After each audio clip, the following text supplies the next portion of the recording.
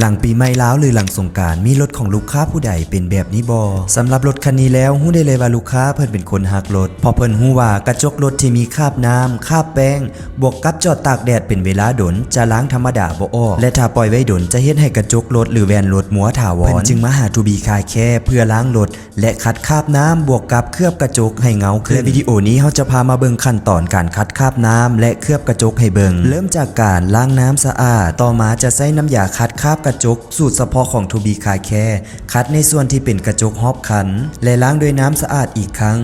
หลังจากนั้นเขาจะเป่าและเซ็ตกระจกให้แห้งแล้วลงน้ำยาเคลือบเพื่อป้องกันคราบไหม้และบ่ให้ติดฝังแน่นคือเก่าแล้วถ่าให้น้ำยาเคลือบซึมเข้ากระจกฮอบคันหลังจากนั้นเซ็ตน้ำยาออกให้สะอาดและนี่คือภาพก่อนและหลังคัดจะเห็นถึงความแตกต่างได้ถ้ารถของทานมีค่าแบบนี้อยู่อย่าปล่อยไว้ดนจนเฮ็ดให้กระจกมัวถาวร